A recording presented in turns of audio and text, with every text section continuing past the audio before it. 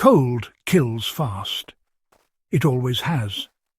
Yet for centuries Viking families slept, cooked, raised children, and survived winters so brutal they would shut down modern cities today. No central heating, no electricity, no plastic insulation, and still their homes stayed livable. That's not luck, that's engineering. And once you see how Viking homes actually worked, you'll realize this wasn't primitive survival. This is ancient tactics. Let's break it down. Built for cold, not for looks. Viking homes didn't fight the environment. They merged with it. Longhouses were low, stretched wide across the land and pressed tightly against the earth. Height was the enemy. The taller the structure, the more heat you lose. Vikings understood this instinctively. By keeping ceilings low and roofs heavy, warm air stayed where people lived instead of escaping into useless space. Walls were thick, not decorative.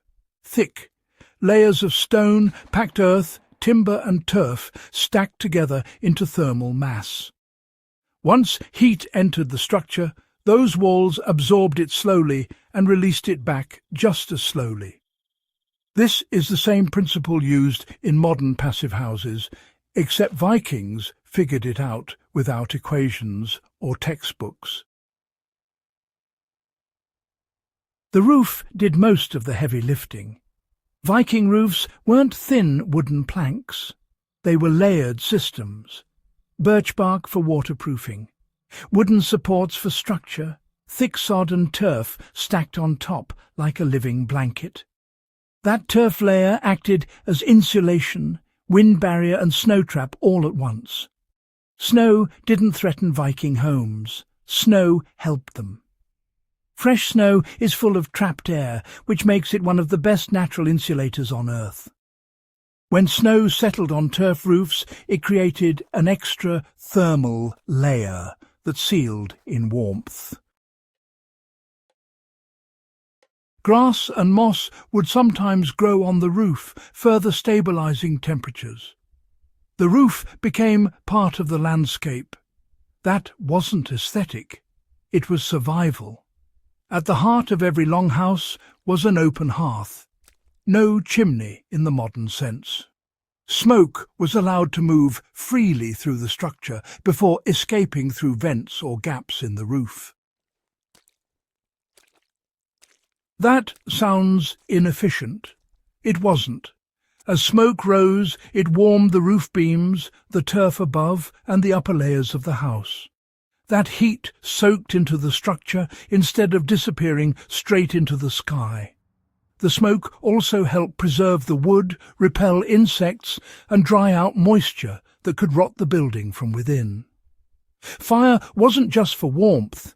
It was heat storage, preservation, and pest control rolled into one. And because the house was sealed with heavy materials, heat loss was slow.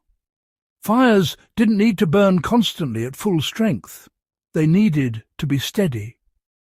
Here's where modern viewers often underestimate Viking logic. Animals weren't kept far away in separate barns. They were housed close, sometimes directly connected, sometimes under the same roof. Body heat matters. A cow produces as much heat as several humans. Sheep, goats and pigs all added warmth to the structure simply by existing. Their heat rose, mixed with human warmth, and stabilized indoor temperatures overnight. This wasn't unhygienic chaos. It was controlled proximity. Heat was too valuable to waste. Even in World War II, armies rediscovered this principle, housing troops near animals or using livestock shelters to survive extreme cold when modern heating failed. Vikings just never forgot it.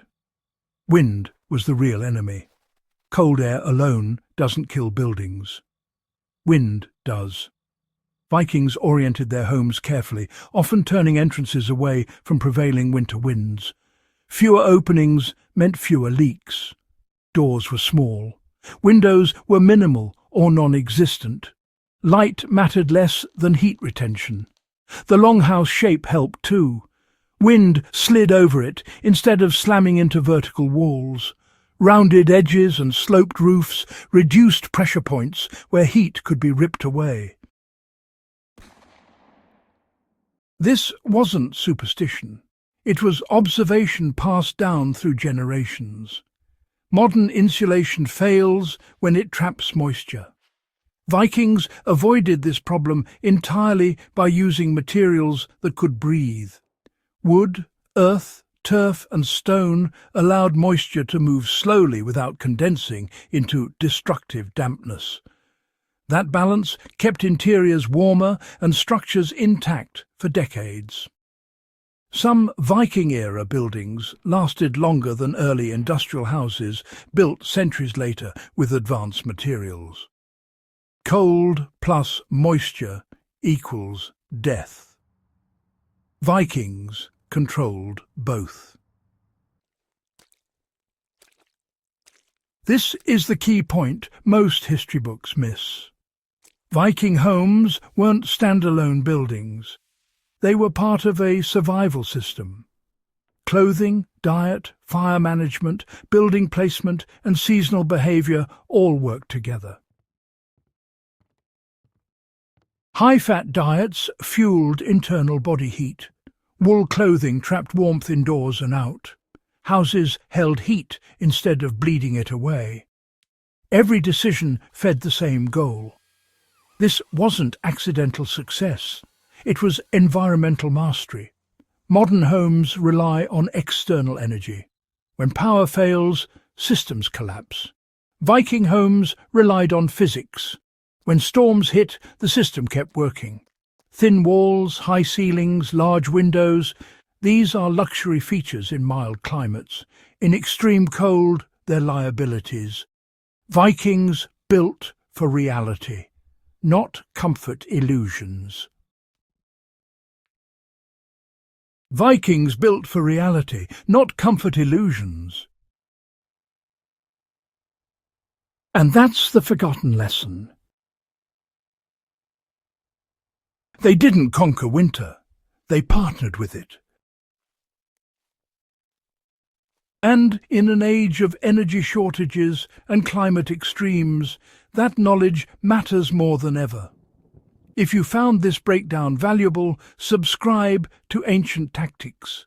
Share this with someone who thinks ancient people were clueless.